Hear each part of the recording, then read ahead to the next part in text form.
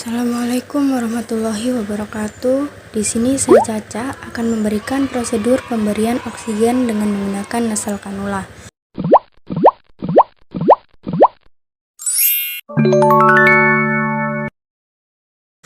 Pemberian oksigen dengan menggunakan nasal kanul diindikasikan untuk pasien sesak nafas kronik setiap hari bahkan sampai bertahun-tahun, PPOK atau penyakit paru obstruk kronik, kanker paru-paru, kerusakan paru-paru yang disebabkan oleh virus tuberkulosis atau TBC, dan beberapa penyakit lainnya yang membutuhkan oksigen tambahan. Penggunaan terapi model oksigen nasal kanula bertujuan untuk membantu pasien memenuhi kebutuhan pasokan oksigen di dalam tubuh, terutama jika pasien mengalami hipoksia.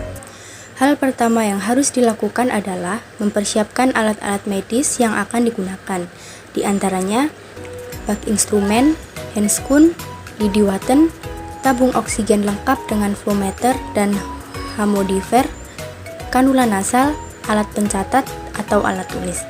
Yang pertama, sebelum mencuci tangan, kita buka terlebih dahulu bak steril dan siapkan plester. Setelah semua sudah disiapkan, cucilah tangan menggunakan 6 langkah. Kemudian, ambillah korentang untuk mengambil handscoon dan gunakan handscoon dengan hati-hati agar tetap steril.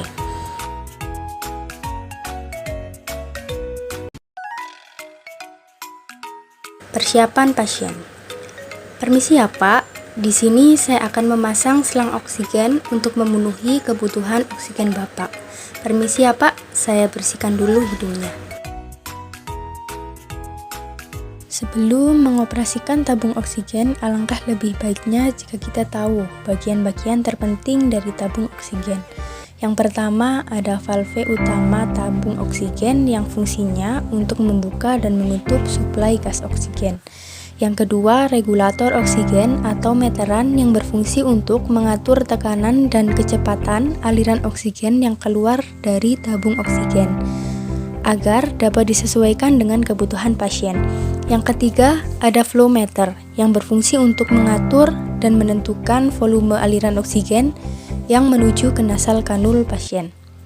Kemudian yang terakhir ada modifier yang berfungsi untuk melembabkan oksigen sebelum diterima oleh pasien, yang bertujuan untuk mencegah terjadinya iritasi mukosa saluran nafas pasien.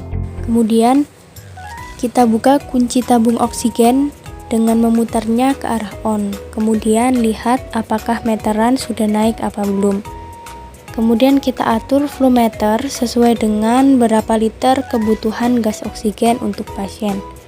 Kemudian perhatikan hemodifier, jika di dalamnya mengeluarkan gelembung, maka tabung oksigen sudah bisa digunakan. Kemudian kita hubungkan hemodifier dengan nasal kanula.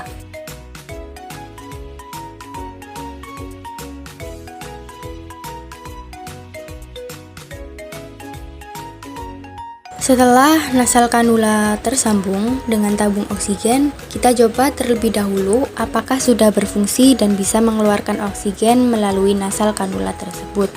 Jika sudah, selanjutnya kita pasang nasal kanula kepada pasien. Sebelumnya kita meminta izin terlebih dahulu ya kepada pasien. Permisi ya Pak, saya pasangkan selang oksigennya untuk membantu Bapak memenuhi kebutuhan oksigen. Selanjutnya kita pasang selang oksigennya atau nasal kanula secara tepat pada hidung pasien. Atur pengikat selang oksigen untuk kenyamanan pasien. Setelah prosedur pemasangan selesai, kemudian setiap 8 jam kita periksa kembali nasal kanula dan tabung oksigennya serta mengontrol posisi pasien. Kita lepaskan handscoon secara terbalik, kemudian letakkan di bengkok. Selanjutnya, kita cuci tangan dengan menggunakan 6 langkah cuci tangan. Dan jangan lupa untuk melakukan pencatatan di setiap kali melakukan tindakan, seperti mencatat jumlah liter oksigen yang digunakan, cara pemberiannya, dan reaksi pasien. Kemudian mengevaluasi toleransi pasien terhadap prosedur. Terima kasih sudah menyaksikan videonya sampai akhir. Jangan lupa subscribe dan like jika video ini bermanfaat. Jika ada pertanyaan seputar kesehatan dan prosedur tindakan medis, bisa tulis di kolom komentar ya. See you!